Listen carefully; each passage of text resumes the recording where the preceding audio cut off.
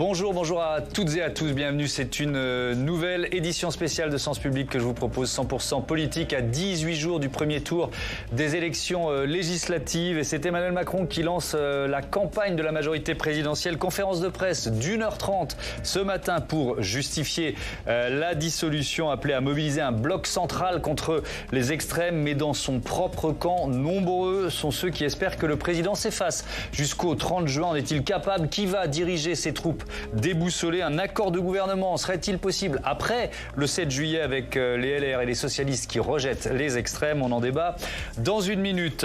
Et puis dans la seconde partie de notre édition spéciale, cette question, le front républicain qui a permis par 3 fois de barrer la route du pouvoir au Rassemblement national est-il mort? La présidente de l'Assemblée veut croire le contraire. La voie du Rassemblement national, c'est une voie qui conduit à une impasse, qui n'est pas une bonne voie pour la France parce qu'elle n'est pas respectueuse de notre pays, de ses valeurs, de sa tradition universaliste, de nos institutions.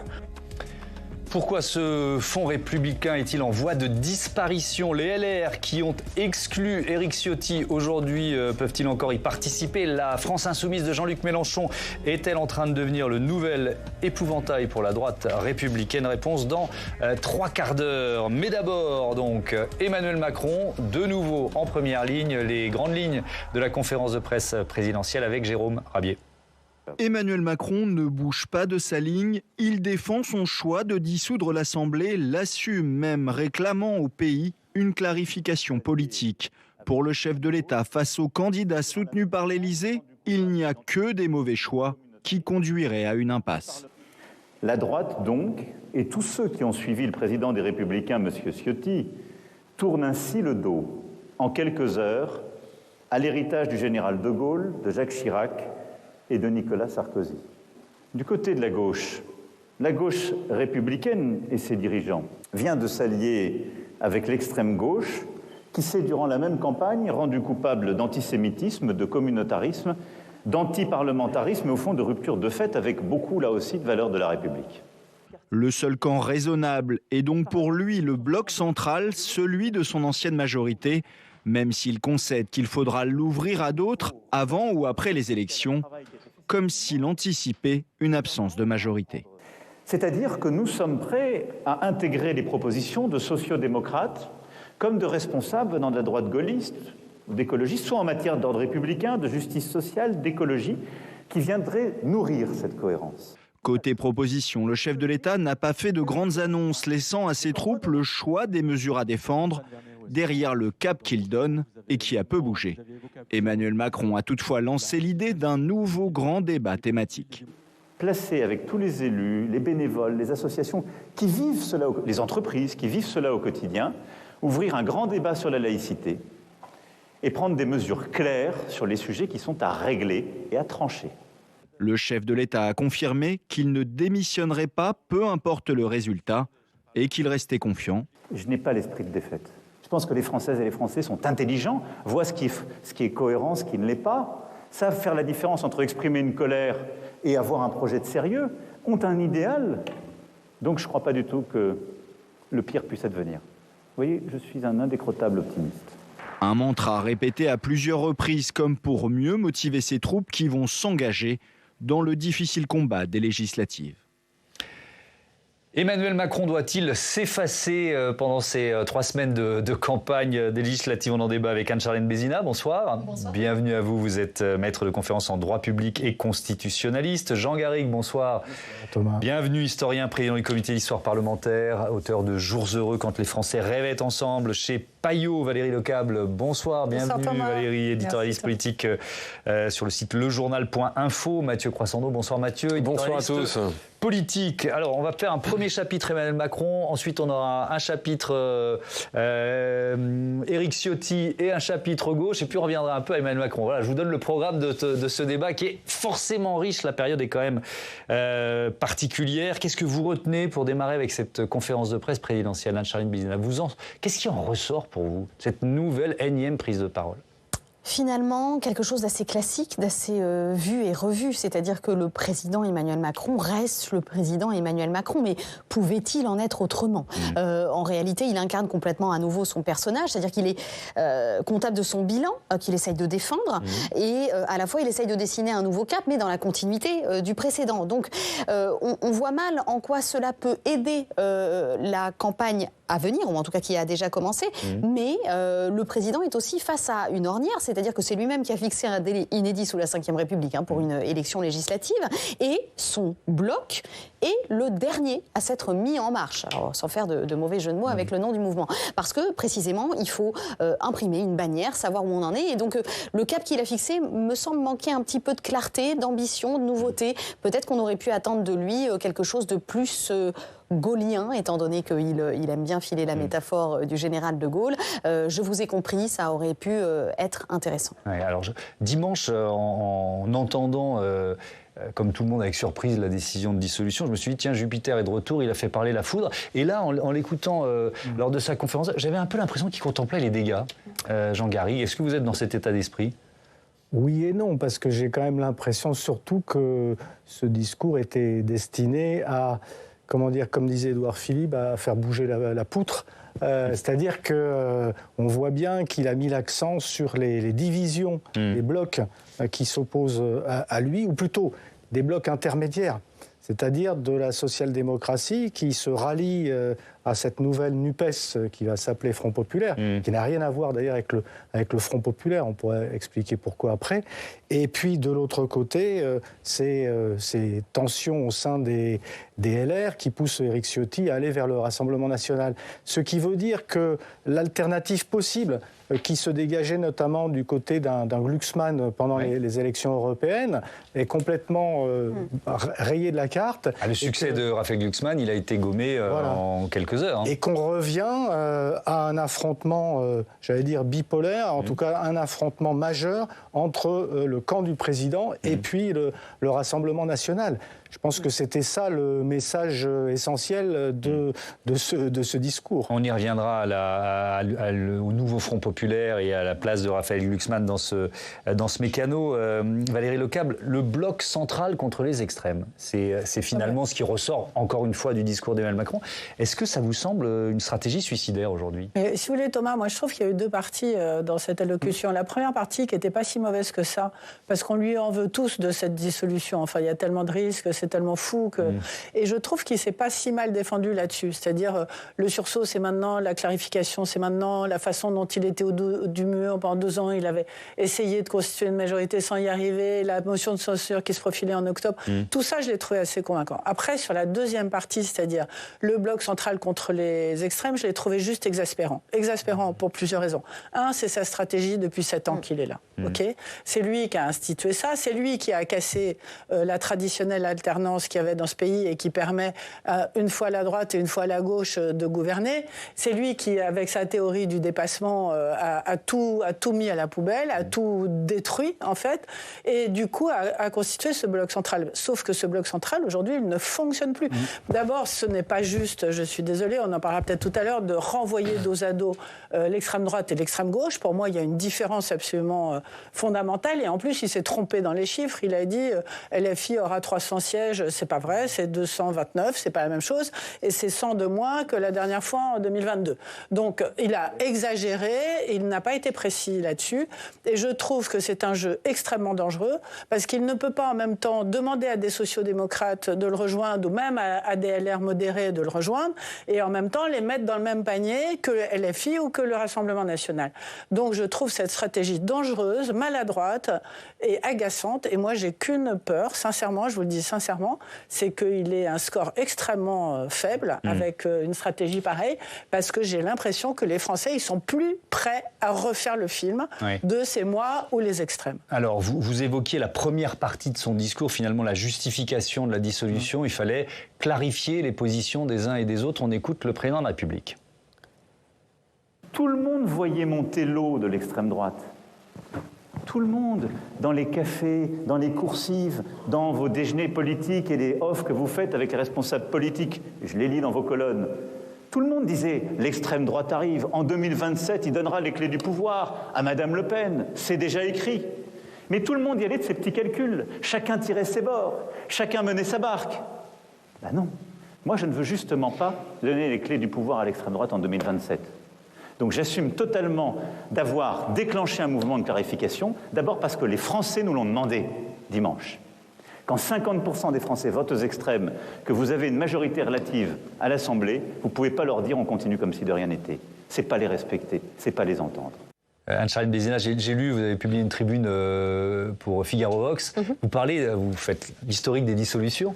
Vous parlez pour celle-ci d'une dissolution à la japonaise, en mode harakiri, c'est ça? Tout à fait, parce que on a la coutume en droit constitutionnel de parler des dissolutions à l'anglaise, c'est-à-dire ces dissolutions un peu feutrées qu'on utilise en fait pour sonder sa majorité et pour la renforcer. Ici, c'est vraiment la dissolution harakiri, c'est-à-dire je joue ma place eu égard à une forme de dramatisation des enjeux, le déshonneur plus politique ou la mort, en quelque sorte. Et moi, ce qui me semble dangereux dans cette dissolution à la japonaise, c'est cette idée d'une responsabilité politique que le président endosse, il l'assume encore aujourd'hui, mais pourquoi de mieux, en quelque sorte? Parce qu'en 68, c'est vrai qu'il y a eu cette même dramatisation, un général de Gaulle qui se place comme défenseur du parti de l'ordre, mais au fond, par rapport à un désordre social qui existait. Ici, on a presque le sentiment que Emmanuel Macron, en tirant les leçons des élections européennes, est à l'origine du chaos qu'il entend ensuite solutionner. Donc c'est un peu original, mais à la fois, c'est vrai qu'on sait dans le jeu parlementaire que la dissolution était... on va dire, le feu couvait sous la cendre. La question, à mon avis, centrale qu'il faut se poser, c'est qu'il a parlé d'un appel démocratique. Est-ce qu'on peut vraiment considérer que c'est le bon timing pour ça, étant donné qu'on est enserré entre les Jeux Olympiques, les leçons des Européennes, et que donc on prend un petit peu en otage l'électorat dans un moment où, en plus, on lui donne la responsabilité. C'est-à-dire que dans le discours du président, on a plusieurs fois cette idée, si vous voulez le Rassemblement national, c'est maintenant qu'il faut le choisir. Et moi, je me demande si ça n'est pas aussi prendre un petit peu de cours, tout le monde pour s'organiser et un peu extrémiser les positions. Jean Garrigue, un mot là-dessus. Ensuite, Mathieu, on va parler de la capacité d'Emmanuel Macron à parler un peu moins, et c'est un sacré défi. Mais vous vouliez prendre la parole, peut-être sur, quand même, je trouve ça intéressant, l'histoire de la clarification, parce que c'est effectivement ce à quoi on assiste, et il y en avait besoin. Il se trouve que j'ai aussi publié une tribune dans Le Monde sur le même sujet, et que j'ai essayé d'y expliquer qu'on pouvait quand même se demander s'il n'était pas nécessaire à un moment donné, et là je rejoins Anne-Charlène, je pense que le moment n'est pas bien choisi, mais d'arriver à cette dissolution, clarification. C'était pas du tout l'esprit de ce qui s'est passé dans les précédentes dissolutions, c'est la 6e, elles étaient très différentes. Mais là, en l'occurrence, si l'on considère que cette dissolution ne fait que sanctionner les élections européennes, alors là, on se dit, oui, c'est plutôt à la japonaise, j'allais dire. Mais si l'on considère que c'est l'acmé d'une crise profonde du rapport entre les citoyens et leurs élus, entre leurs citoyens et Emmanuel Macron singulièrement, j'ai l'impression aussi que, à l'instar de ce qui s'est passé en 68 ou en 62 pour le général de Gaulle, c'est très différent les dissolutions Mitterrand de 80 et 88, qui étaient une nécessité oui, puisqu'il n'avait pas la majorité parlementaire. À l'Assemblée. Mais à l'instar de ces moments-là, si l'on considère, on englobe, si vous voulez, tout ce qui s'est passé depuis 2022 et même avant, on comprend qu'à un moment donné, la clarification était nécessaire. Et surtout, fondamentalement, qu'à un moment donné, il faille mettre les électeurs au pied du mur face à la possibilité historique d'une extrême droite au pouvoir. Parce que ça fait depuis... Je suis assez d'accord avec vous, c'est pas le même enjeu que les européennes. Là, la question, c'est est-ce qu'on place le Rassemblement national au pouvoir ou pas, c'est quand même autre chose. Mais ce qui a pu paraître un petit peu désagréable, c'est cette façon aussi qu'il a eu d'opposer les élites et les électeurs en disant vous, les élus, l'establishment qui êtes bien installés dans vos habitudes, etc., vous n'êtes pas d'accord, vous êtes contre. Mais regardez, les Français, 2 Français sur 3 sont d'accord pour la dissolution. Donc, comme si lui, il se mettait du côté du peuple contre les élites, c'est fait un petit peu sourire quand même. Et la deuxième chose, moi, que j'ai trouvé un petit peu étonnante aussi, c'est cette idée, les masques tombent, il l'a dit à plusieurs reprises. On a l'impression qu'après avoir essayé en vain pendant 2 ans de constituer une majorité avec les uns, les autres, et puis personne n'a voulu le rejoindre, les LR n'ont pas voulu venir, Gérard Larcher n'a pas voulu être Premier ministre, enfin bon, il y a eu tout un tas de... Il règle un peu ses comptes. Ben oui, On a l'impression qu'il est souriant et il est content. Ouais. Et alors voilà, vous avez vu, finalement, vous n'avez rien voulu entendre, et tant pis pour vous, débrouillez-vous. Allez, comme promis, Mathieu, cette conférence d'1h30, alors qu'il y a quand même pas mal de ses partisans qui préféraient qu'il soit discret. Oui, cacher ce président que je ne saurais voir, hein. C'est un peu le mot d'ordre dans la majorité, où les candidats à les législatives, épouvantés par cette dissolution, qui n'ont pas vu venir, hein, comme la plupart d'entre nous d'ailleurs, redoutent de se faire évidemment ratatiner. Alors on se dit qu'il semble loin quand même le temps où les mêmes candidats en 2017 ou en 2022 faisaient la queue pour poser avec le président afin de garnir leurs tracts comme leurs affiches de portraits présidentiels. Pour être tout à fait honnête, c'est pas non plus la première fois que ça arrive. En 2017, on se souvient, alors c'était pas forcément la photo de François Hollande, mais que de nombreux socialistes étaient allés jusqu'à faire disparaître le point et la rose de leurs affiches pour essayer de, son succès d'ailleurs, d'éviter une bérésina. Mais la nouveauté cette fois-ci, c'est que nombre de soutiens du chef de l'État voudraient non seulement le priver d'image, mais aussi de son. C'est un peu faites-le taire, telle est la question. Alors expliquez-nous, pour quelle raison? Alors d'abord parce que certains arguent que ça n'est pas son rôle, hein, du moins si on en croit les conseils de ses amis François Bayrou ou notamment Édouard Philippe. Écoutez. Je ne suis pas sûr, pour être honnête, que il soit complètement sain que le président de la République fasse une campagne législative. Alors c'est un argument qui peut s'entendre, mais qui se discute. Certes, dans nos institutions, le chef de la majorité, c'est pas le président, c'est le Premier ministre. C'est donc à ce dernier qu'il revient de faire campagne, et Gabriel Attal qui a tout perdu dans l'aventure. Et après avoir passé 24 heures, 48 heures à essayer de tenter de se remettre de ses émotions, a décidé de relever le gant. Mais c'est quand même Emmanuel Macron qui, d'une décision personnelle, a choisi cette dissolution. C'était plutôt normal aussi qu'il s'explique. L'autre argument, c'est l'effet qui est jugé contre-productif, qui a été résumé par Marine Le Pen la semaine dernière. Plus il parle, plus il mobilise pour notre liste. Cruel, mais c'est pas faux non plus, hein, parce que du discours de la Sorbonne aux commémorations du débarquement, en passant par les interviews de la presse écrite, le JT à 72 heures du scrutin sur TF1 et France 2, les interventions présidentielles qui étaient destinées à sauver le soldat Valéry Ayé n'auront servi à rien. Pire, certains de ses soutiens ont même eu le sentiment qu'elle l'avait enfoncé, Valéry Ayé. Parce que, on le sait, Emmanuel Macron souffre d'être ultra clivant, arrogant pour certains, déconnecté pour d'autres. Il fait figure aujourd'hui, j'allais dire, de repoussoir pour nombre de ses partisans. Va-t-il pour autant se faire plus discret? Alors, il a annoncé ce matin qu'il renonçait à son débat avec Marine Le Pen, mais de là à le voir se taire, rien n'est moins sûr. D'abord parce qu'Emmanuel Macron, qui considère qu'il doit toujours tout faire, jusque dans les moindres détails, hein, il est persuadé qu'il a toujours été son meilleur agent électoral. Et je vais vous dire, c'est pas faux. Il est sans doute le mieux placé pour expliquer le sens de sa politique. On l'a vu ce matin. Alors, il a été trop long, il y a eu des défauts, mais je l'ai quand même trouvé plus clair et plus percutant que la plupart de ses lieutenants. Mais le problème, c'est que son crédit, il s'est émoussé, qu'il est devenu commentateur de son action, que les gens qui l'entendent ne l'écoutent plus forcément et que ceux qui l'écoutent ne le croient plus.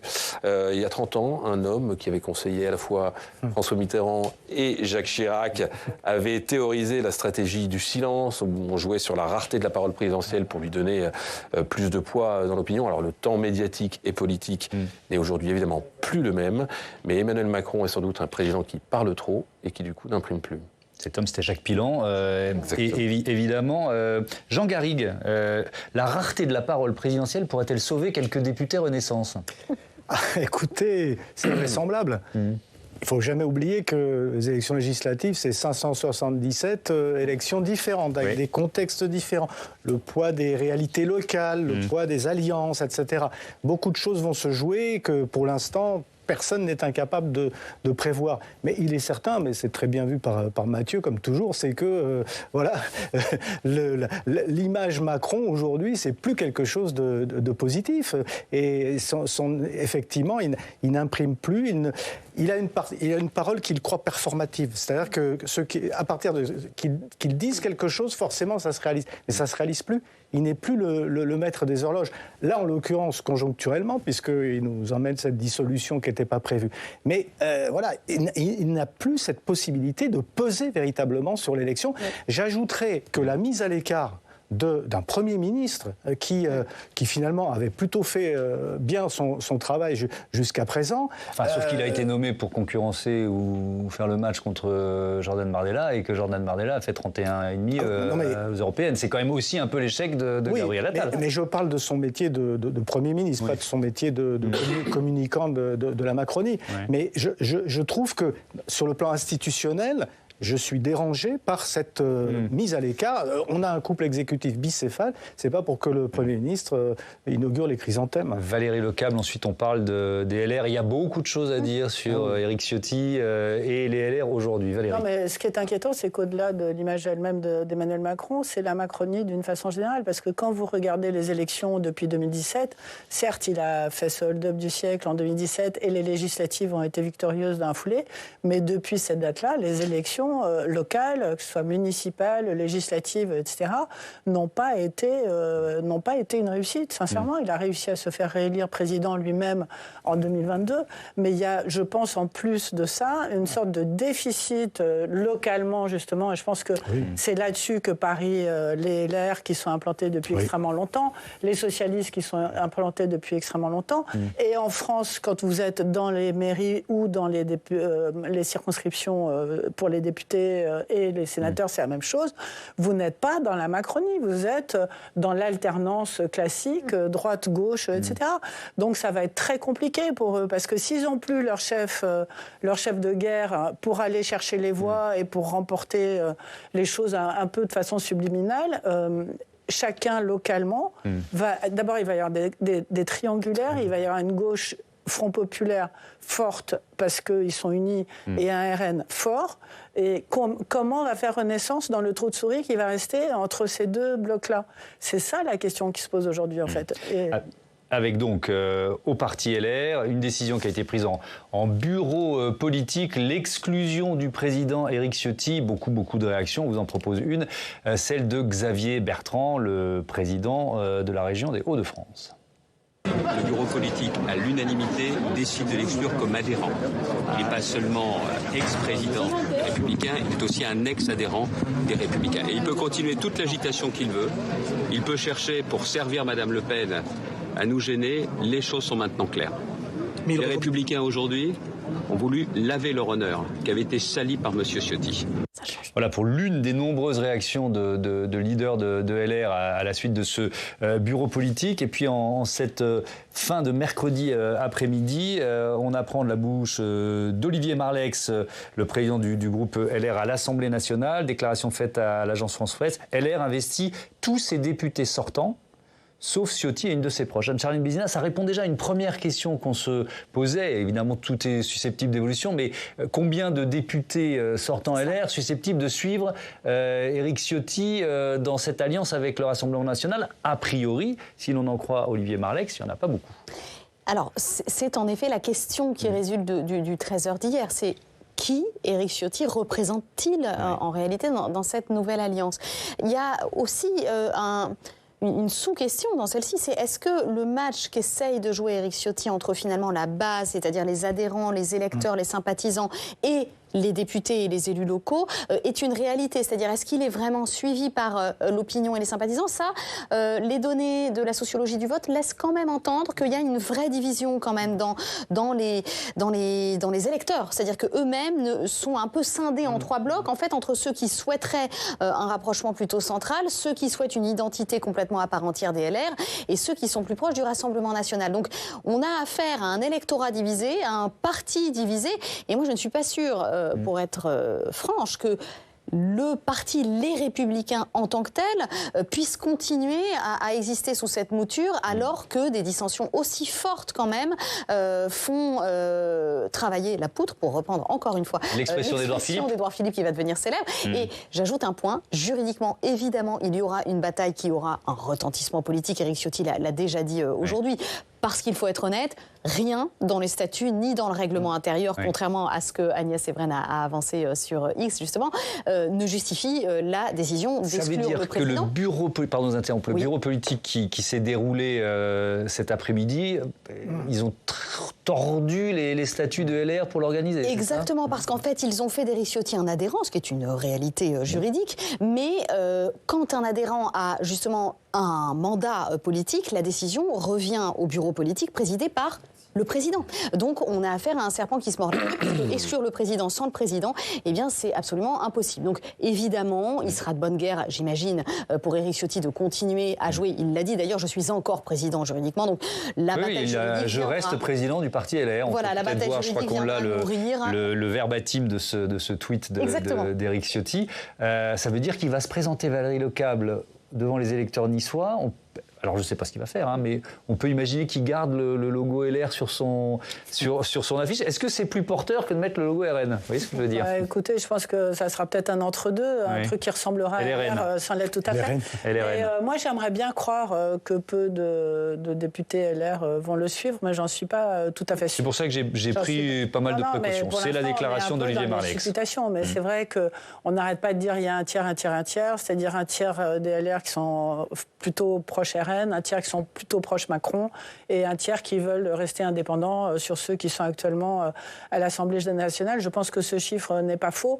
Et il y a une rumeur supplémentaire qui court et qui fait un petit peu froid dans le dos, qui est de dire, parce qu'on ne comprend pas qu'Éric Ciotti ait fait tout seul, tout ce ramdam, pour se retrouver tout seul, alors qu'il est président des Républicains, qu'il n'est pas né de la dernière pluie et que forcément il a quelque chose derrière. Ça semble un petit peu... Bon, sauf à se dire, si je ne fais pas ça, je perds mon siège de député. Il a envie d'être ministre de l'Intérieur. Mais bon. Ça fait deux poids dans une balance. Alors la rumeur qui court, c'est qu'il connaît bien le parti et les gens qui travaillent et que dans pas mal de circonscriptions, il y aurait les déçus de 2022 ou de 2017, etc. Et qu'il y aurait, je ne sais pas s'il faut les appeler des seconds couteaux, mais enfin des premiers adjoints, des gens comme ça, j'en sais rien, peu importe quoi, et qui seraient susceptibles d'être de nouveaux candidats, en plus des députés sortants, si vous voulez, et que lui, il pourrait... Je n'arrive pas à croire, voilà. Je pense que d'une façon ou d'une autre, il va quand même essayer d'apporter des députés à la mouvance qu'il a choisie, qui est de se rapprocher du Rassemblement national. Tout le monde veut prendre la parole, évidemment. Mathieu, pour commencer, Jean Garrigue juste après. Il faut aussi juste rappeler le timing, c'est-à-dire que les investitures doivent être déposées les investitures, le choix des candidats, pour que tout le monde comprenne, doit être déposé au ministre de l'Intérieur dimanche. Dimanche 18h. Et il y a une question qui se pose. Qu'est-ce qui se passe lundi ? Parce que des candidats investis par LR ne pourraient-ils pas se dire au fond, Éric Ciotti n'avait pas tort. Bien sûr. Et je passe moi aussi. Une fois, parce qu'une fois, il faut l'expliquer aux téléspectateurs, une fois qu'on a son investiture, c'est bon, on peut plus vous débrancher d'une certaine façon. Et donc ces candidats investis pourraient décider de se mettre dans la mouvance d'Éric Ciotti. Et je finis. Juste, on a vu, comme le disait Valérie, que pendant les 2 ans qui se sont déroulés, il n'y a pas de solidarité de groupe. LR, chaque député LR est une entreprise unipersonnelle qui défend ses intérêts. On l'a vu dans les votes. LR qui prend la cerise se verrait opposer un nouveau candidat LR certainement en face de lui. Non, parce que les investitures sont déposées. Donc on ne peut plus déposer de nouvelles candidatures. Ce serait trop tard. C'est pour ça que c'est machiavélique. Jean Garrigue, la différence entre on va dire les chefs de parti et les militants de LR sur la porosité avec le Rassemblement national. Parce qu'au fond, derrière tout ça, il y a l'acculturation, je dirais, des thématiques du Rassemblement national dans la droite classique. Et c'est ça ce qui s'est passé depuis quelques années, peut-être même avant le début des quinquennats Macron. On a vu comme ça l'axe politique français se déporter vers la droite et on a vu surtout les thématiques du Rassemblement national totalement intégrées par les Républicains et d'ailleurs par une partie de la Macronie, mais à mon sens de manière plus feutrée. En tout cas, et avec beaucoup plus de critiques. Mais là, si vous voulez, ça veut dire que pour un électeur des Républicains, au fond, avoir un de ces, y compris un sortant qui va aller sur les terres du Rassemblement national ou qui va s'allier avec le Rassemblement national, ça n'est plus du tout tabou. On n'est plus du tout à l'époque de Jacques Chirac, voire même de Nicolas Sarkozy. Et quand on en reparlera tout à l'heure avec notre deuxième débat sur le front républicain. Je fais mon teasing de deuxième partie. Quand ce tabou est levé par celui qui est quand même le président du parti, même s'il est très critiqué et isolé, vous avez des gens qui sont décomplexés pour aller vers le Rassemblement national. Autre réaction, celle de la présidente de la région Île-de-France, Valérie Pécresse. C'était juste avant ce bureau politique, mais bon, on se doutait de s'y allait arriver après. Je crois qu'il n'y a pas de place pour les traîtres ni pour les putschs à la petite semaine. Et je veux que la droite républicaine continue de s'incarner autour de ses valeurs, contre tous les extrêmes et en alternative à Emmanuel Macron. Anne-Charline Bézina, vous l'avez un peu évoqué tout à l'heure, mais on peut imaginer une bataille même peut-être juridique, judiciaire. Pourquoi ? Pour le non-LR, par exemple ? Ça, c'est possible ? Pour le non-LR, mais c'est surtout pour la présidence, à mon avis, que cette bataille juridique aura lieu pour au moins donner l'impression. Je pense qu'Éric Ciotti perd beaucoup à ne plus être le président d'un parti qui est en ralliement, puisque s'il ne représente plus ce parti, on se demande en fait qu'est-ce qu'il pèse dans ce ralliement. Donc je rejoins ce qui a été dit d'ailleurs. Ça devient une aventure personnelle. Est-ce que c'est vraiment possible qu'il ait joué une aventure personnelle aussi échevelée? Mais au-delà de la bataille juridique, ça veut dire quand même quelque chose de l'état de mort cérébrale dans laquelle se trouve le parti. C'est-à-dire que, je rejoins ce que vous aviez dit tout à l'heure, les votes ont tellement été individuels dans deux moments cruciaux de notre vie parlementaire, la loi sur la réforme des retraites, la loi immigration, où on voit bien que les LR, Assemblée nationale, n'avaient pas toujours de correspondance avec les LR Sénat, qui en plus eux-mêmes n'étaient pas forcément sûrs d'être suivis par la base de leurs adhérents, par les sondages d'opinion. Donc au fond, la question qui se pose, c'est celle de l'identité de la droite. Et vous le disiez, la porosité des questions, la manière dont finalement certains électeurs vont réclamer cette union des droites, fait qu'aujourd'hui cette épreuve de clarification, pour reprendre le président, est vraiment cruciale pour ce parti, parce que dans la nouvelle Assemblée, les LR ne pourront même plus jouer le rôle de cheville ouvrière. Ils sont obligés de se diviser et de choisir un camp. Donc ça va être une Assemblée vraiment clivée en 3 blocs, impossible à mettre d'accord. Alors l'enjeu, ce serait pas l'arrivée du Rassemblement national au pouvoir, cette séquence, enfin c'est une tragicomédie, la porte du siège de LR qui était fermée, il a fallu trouver la clé, quasiment forcer la porte. Éric Ciotti dans son bunker. Vous avez souvenir, Jean Garrigue, d'une séquence comme celle-là dans l'histoire de la 5e République? Même si on se souvient un peu des séquences qui opposaient François Fillon et Jean-François Copé pour la présidence du parti, qui était déjà musclé. Qui était musclé. Ou même, si on regarde du côté des socialistes, l'élection de Martine Aubry face à Ségolène Royal, c'était là aussi quand même des moments assez folkloriques, je veux dire. Mais là, presque, voilà, on est presque dans une série Netflix, soit quelque chose où chaque heure, il se passe quelque chose.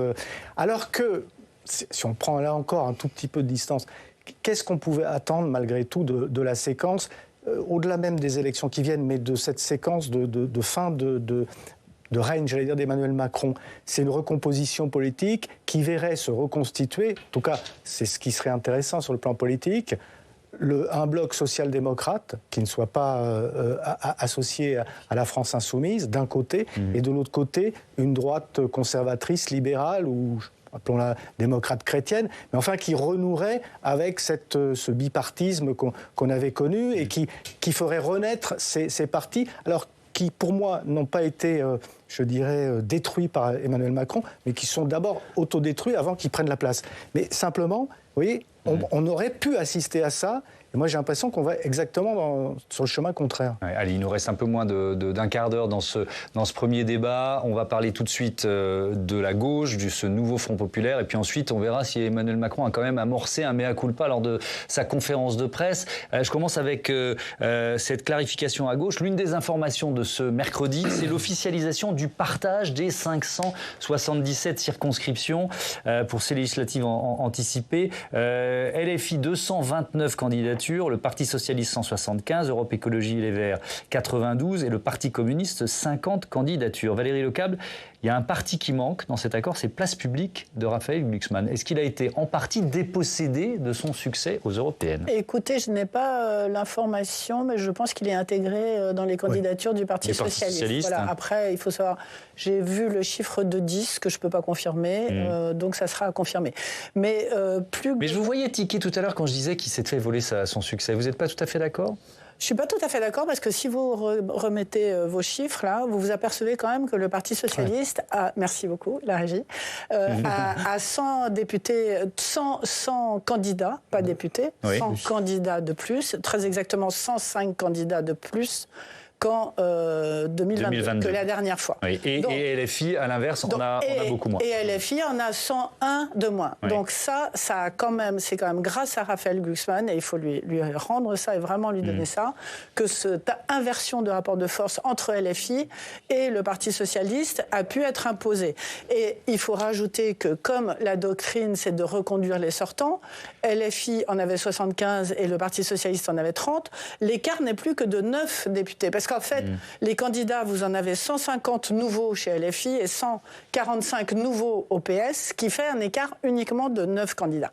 Et ça, il faut le rendre à Raphaël Glucksmann et au très beau score qu'il a réalisé lors de ces élections européennes. Après, sur les alliances, c'est la même chose pour le Parti socialiste et pour LR, je pense.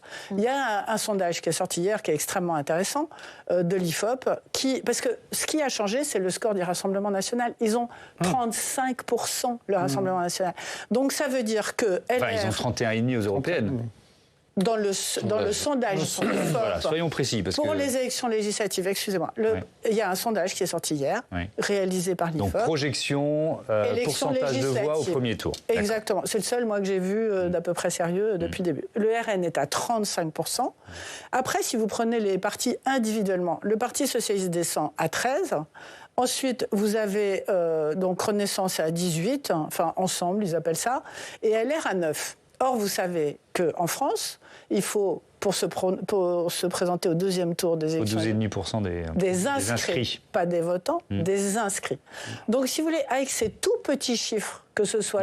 Comment est-ce qu'LR peut rester indépendant avec 9% d'intention de vote et la nécessité d'avoir 12,5% des inscrits pour être au deuxième tour. Oui, c'est ça qui est en train de se jouer. Bien sûr, et ça nous explique bien l'accord qui a été passé à gauche pour sauver le maximum de sièges. Exactement. Mais quand même, en oubliant, Mathieu... 6 mois de querelles, de non-droit. 2 ans de querelles et de désaccords, et 6 mois d'injures, d'insultes et de calomnies. Il faut le dire. Il faut rappeler que Fabien Roussel a été traité d'Oriot, collaborationnisme par des leaders insoumis, que des t-shirts étaient imprimés à la fête de l'UMA. Fabien Roussel n'est pas un camarade. Il faut rappeler que Raphaël Glucksmann s'est fait traiter de tous les noms, que dimanche soir, c'est pas il y a 6 mois, il y a dimanche soir dans la foule qui était réunie place de la République, des gens criaient « Israël assassin, Glucksmann complice ». Donc quand on en est à ce niveau de divergence sur les valeurs, sur la conception du débat démocratique, sur la vision de la République et de la laïcité, et je passe de côté tous les dérapages verbaux et à relents antisémites qu'il y a pu avoir dans les dernières semaines, moi je comprends bien pourquoi le Parti socialiste y va, pour sauver des sièges, et parce qu'il y a une vraie question qui se pose à gauche. Est-ce que quand le Rassemblement national risque d'arriver au pouvoir, il faut tous se mobiliser ensemble ? Mais quand même, quelle histoire, quel sentiment de trahison sans doute pour une grande partie des électeurs de Raphaël Glucksmann. D'ailleurs, il faut ajouter qu'il perd 7 points. C'est-à-dire que le Front populaire perd 7 points par rapport au cumul des gauches individualisées, parce qu'il y a des tas d'électeurs qui ne sont pas du tout d'accord.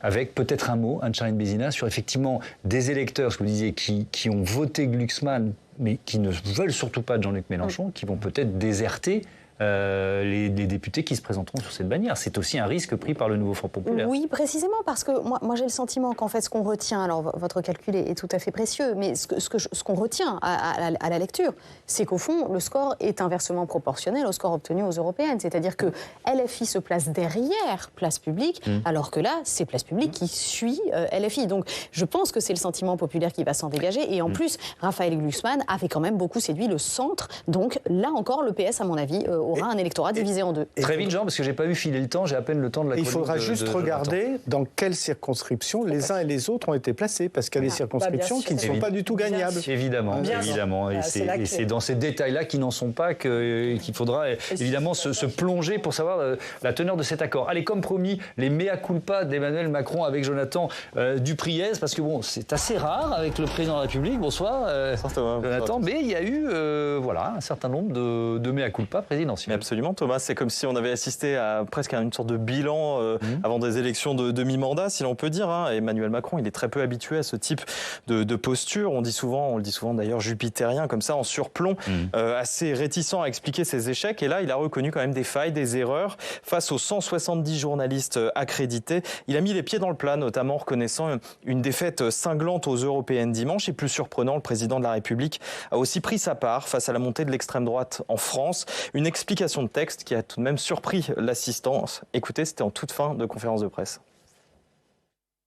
Je vais être clair avec vous. Si je pensais que j'avais tout bien fait, je ne serais pas là devant vous aujourd'hui, je n'aurais pas fait de dissolution et tout irait bien. Donc oui, j'ai une responsabilité. J'ai une responsabilité dans le fait que sans doute je n'ai pas apporté de réponse assez rapide et radicale à des inquiétudes légitimes qu'avaient nos compatriotes. Sur le fond des réformes, maintenant, Emmanuel Macron a aussi admis un certain nombre d'erreurs ou d'échecs. Absolument, et même un renoncement, Thomas, sur le dossier néo-calédonien, notamment lors de cette conférence de presse. Emmanuel Macron a décidé de suspendre le projet de loi constitutionnelle qui modifiait le corps électoral de l'archipel. C'est ce qui avait été à l'origine de cette vague d'émeutes en Nouvelle-Calédonie extrêmement grave. Autre sujet, Emmanuel Macron a admis que le gouvernement n'avait pas avancé sur certaines questions, pas assez avancé, notamment le logement des jeunes. Et enfin, autre mea culpa présidentielle, il a reconnu, Emmanuel Macron, avoir manqué de réponse face, je cite, au malaise qui existe dans la ruralité. C'est une manière pour le locataire de l'Élysée, qu'on taxe souvent de président des riches, de président citadin, déconnecté des territoires, de se départir quelque peu de cette image et d'en prendre sa part. Voilà ce qu'il disait en tout cas sur la ruralité. Écoutez-le. Enfin, vivre mieux, c'est reconnaître que dans certaines villes, certains quartiers, dans la ruralité, nous devons avoir une réponse beaucoup plus drastique sur l'accès au transport, à la santé, au logement. Beaucoup de choses ont été faites. Mais force est de le constater, ça ne va pas assez vite. Ça n'est pas perçu, ça n'est pas tangible. Et donc là, il faut une révolution copernicienne d'action. Voilà Thomas, et puis on l'entend même sur la forme, il y a un côté un petit peu plus policé dans le discours, un petit peu plus consensuel. À l'approche des législatives, on s'en doute. En tout cas, Emmanuel Macron, il a coupé court à toute idée de démission à l'issue du scrutin. Ça, on l'a dit, beaucoup répété, mais il ne démissionnera pas après le 7 juillet. Merci beaucoup Jonathan. Voilà, on boucle un peu notre débat. On a commencé autour de la communication d'Emmanuel Macron. Jean Garrigue, on se disait, ça n'imprime pas ou ça n'imprime plus. C'est mea culpa. On peut dire qu'il y a eu vraiment, peut-être pas suffisamment, mais des mea culpa lors de ces 90 minutes de conférence de presse. Est-ce que les Français vont les retenir, d'après vous? Non, parce que l'image d'Emmanuel Macron, elle s'est fixée, comme d'ailleurs, il faut s'en souvenir, celle de Nicolas Sarkozy ou de François Hollande, au début d'une présidence. Il y a un certain nombre de gestes, d'actions, parfois en ce qui le concerne de provocation, qui ont fixé l'image de ce président, et en particulier d'un président qui n'est pas en proximité avec son peuple. Et comme le débat public se cristallise de plus en plus sur cette question du rapport entre le peuple et les élites, et que lui, il est un peu l'incarnation de ces élites, à tort ou à raison, parce que le personnage me semble plus complexe que l'image qu'on en donne, mais il n'en reste pas moins qu'il aura beau faire tous les mea culpa du monde, je pense que l'image restera la même, et particulièrement pour les électeurs du Rassemblement national, qui émettent un vote en grande partie, malgré tout, protestataire. Ils protestent au nom du peuple contre quelqu'un qui est l'incarnation, je répète, à tort ou à raison, mais qui est l'incarnation des élites. Et je voulais quand même qu'on termine sur ce qui est l'une des informations, mais il y en a eu tellement d'informations dans l'actualité politique aujourd'hui qu'elle est passée presque inaperçue. La Nouvelle-Calédonie, Charline Bézina, on a consacré ici plusieurs débats sur, évidemment, les émeutes, sur cette réforme constitutionnelle. Qu'est-ce qui va se passer? Parce que le corps électoral va rester figé, il y a des élections provinciales qui doivent avoir lieu, je crois que c'est avant le mois de décembre, donc qu'est-ce qu'on peut imaginer? Déjà, l'annonce présidentielle n'en est pas vraiment une, puisqu'à partir du moment où on a dissous l'Assemblée nationale, on voit mal comment un congrès aurait pu se tenir au 1er juillet. Donc évidemment, le texte était mort dans l'œuf avant la déclaration présidentielle. Ce qui va se passer, c'est tout simplement que la deadline fixée par la loi constitutionnelle qui avait été votée pour justement juillet, tombe à l'eau. Donc la prochaine échéance, c'est décembre, et cette élection provinciale pour laquelle il va bien falloir trouver une solution de compromis. Mais là, on va dire que le nouveau compte à rebours, c'est celui jusqu'à décembre. Merci beaucoup. Merci à tous d'avoir participé à ce débat et à très bientôt sur Public Sénat.